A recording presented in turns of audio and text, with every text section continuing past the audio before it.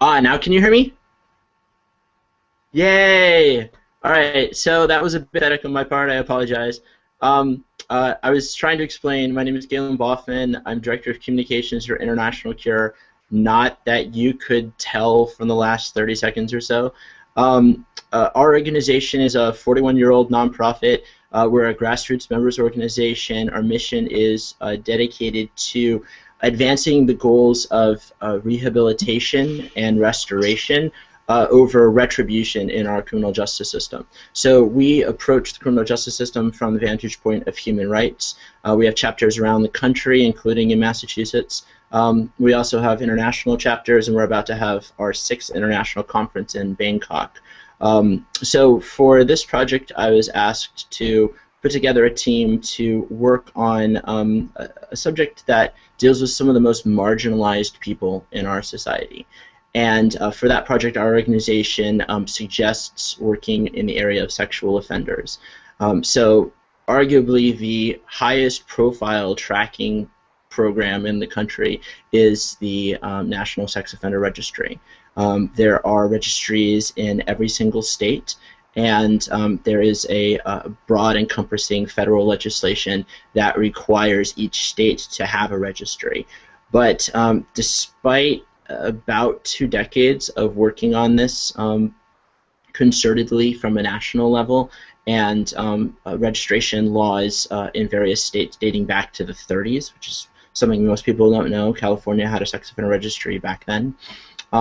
There is yet to be a single comprehensive way to track people who are convicted of sexual offenses. So the problem in this area is that when the guys that go through the system get out, they then are permanently marginalized in as public a way as possible with a tool that doesn't actually contribute to public safety. So there's been congressional testimony that's shown that those on the registry and those not on the registry have the same reoffense rate, which is a lot lower than most of you probably think. The average reoffense rate for somebody convicted of a sexual offense is 5.3%, according to the Bureau of Justice Statistics, which is a branch of the Department of Justice. And other studies have shown numbers much lower than that. So we usually take a conservative approach with the BJS numbers.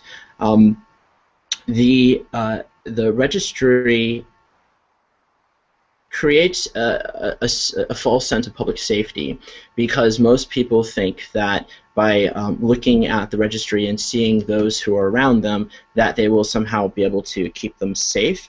The actual number is 95% of sexual offenses are committed by somebody who is not on the registry, somebody who's never had any interaction with the criminal justice system before. And combine that with the very low reoffense rate of those who are on the registry, it creates a situation where politicians are essentially answering a public call to do something about a problem in a high-profile way that doesn't actually address the problem in any meaningful sense.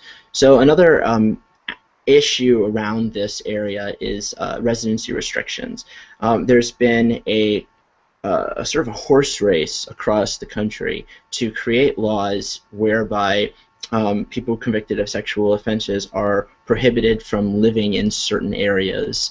And in New York, it's actually gotten to the point that to artificially create more and more areas where people are precluded from living, they've begun to create little micro parks, is what they call them, which is just like a tiny, 4x4 strip of grass, which they call a park.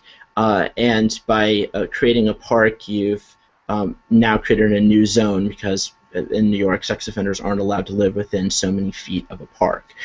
In Florida, there was a race amongst communities to create a larger and larger zone where offenders who are being released from prison would not be allowed to go. So there are whole swaths of Florida where there is literally nowhere for anyone to live. And NPR and a bunch of other media sources covered a very famous example of that, where people convicted of sexual offenses were actually living under the Julia Tully Causeway, which is just, it's just an overpass, basically. And there was an entire encampment of people who were just living there under this bridge. So if anybody's interested in doing a project with us on arguably the most marginalized population, we're the project for that. We have a small team that we put together, including Joshua Gravens, who's based in Texas. He is our Soros Justice Fellow. It's one of the more prestigious criminal justice fellowships. Josh is 28. He was placed on the sex offender registry when he was 12 years old for playing doctor with his younger sister. And he's since become a public advocate and spoken out about the way his children now are being affected by his status on the registry. His family last year was evicted from their apartment, and he's got 4 young kids and a wife. So Josh, had bounced in and out of school. He actually got run out of high school because the other kids found out that he was on the registry. And then the same thing basically happened to him at college, and so now he's a public advocate. And I think you'd really like working with Josh. He's a bright guy. We're also bringing in Andrew Eckstein, who is a social worker and writer who's worked in LA, the LA area. He was a rights monitor for the ACLU in the LA County jails for a while, and now he studies and writes about LGBT queer issues and sex offender legislation. So we don't have a very specific plan that we would like to propose. We're much more open to suggestions, and we think that your creativity is really the best way to go on this project. But we have some ideas around residency restrictions. There is no established way to figure out where somebody with a sexual offense can live in any particular community or any particular state. The laws are generally only available online. Most of these guys, when they're coming out of the system, can't, interestingly, go online. So they don't have any way of easily finding out what the rules are for their community. And there are so many small and changing aspects, like the daycares that open or things like that, which create new spaces that they're precluded from. There is, in fact, a Supreme Court ruling that says it's unconstitutional to exile an American citizen, but that's what we're doing with this marginalized population. We give them scarlet letters, and then we try to exile them from our communities. Our organization advocates for inclusion and reentry in a way that would help rebuild relationships and allow people to move forward with their lives. So I guess if I'm open to questions now.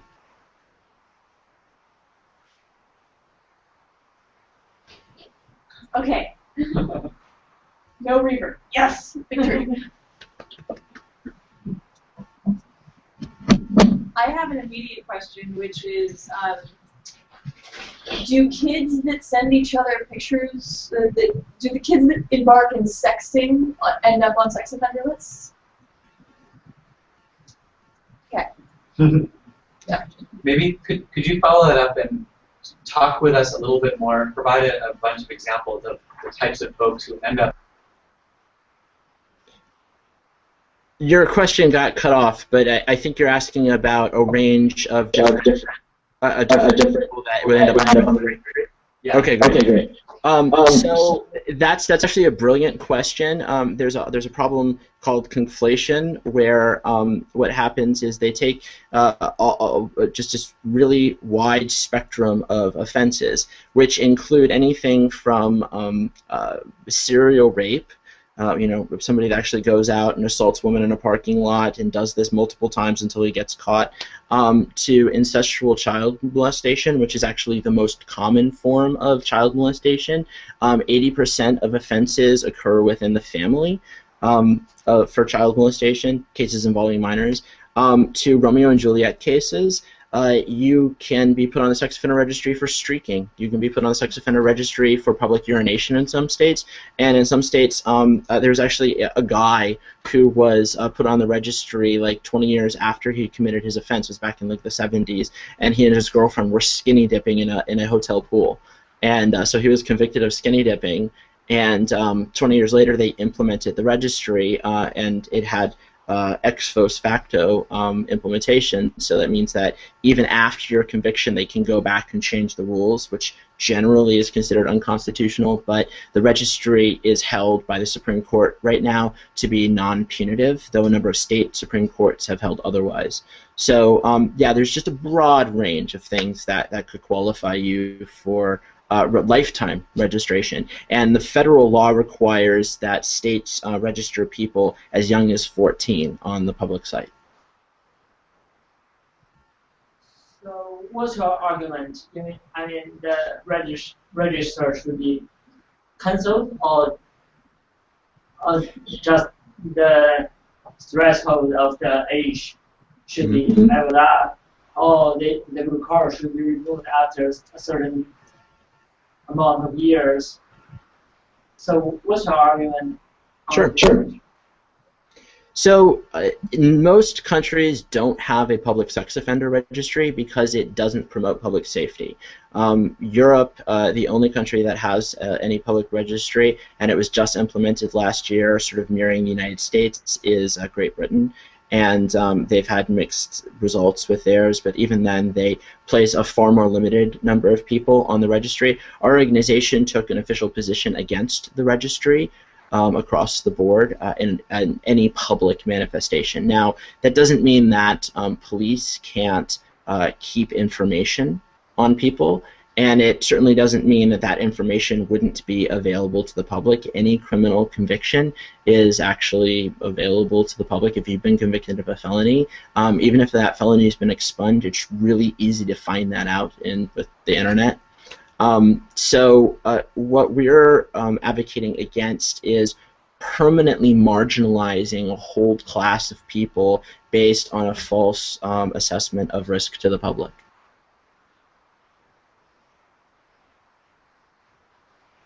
Anybody else?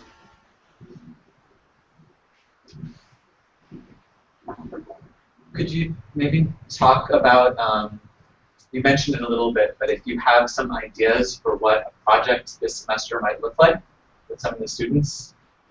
Sure. So my best guess for a cool project, maybe sort of a meaningful and impactful social media experiment, would be to maybe use something like Google Maps and build on that to create a time-lapse map of the registry that would show over a progression of time the residency restrictions that are put in place, and it's going to look a little bit like if you've ever seen one of those nuclear explosion testing, maps where they show the nuclear proliferation and the map gets more and more red over time, and there are lots of giant explosions.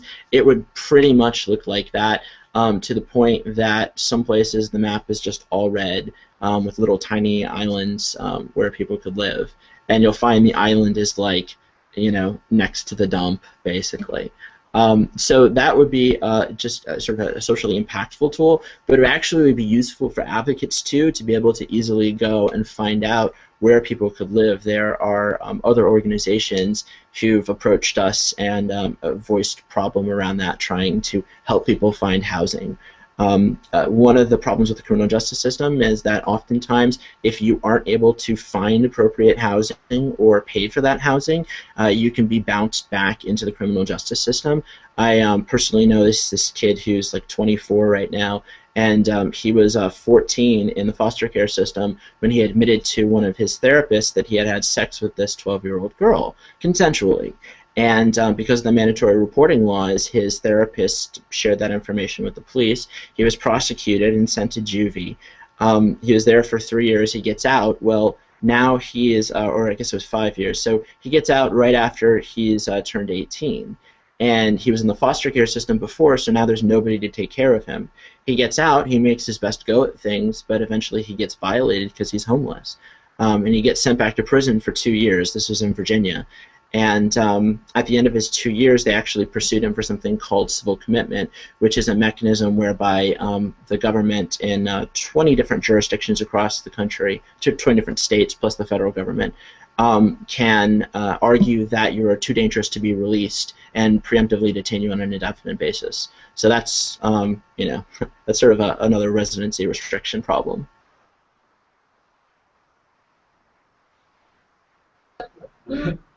So thank you. We have to move on, but thanks. Thank you.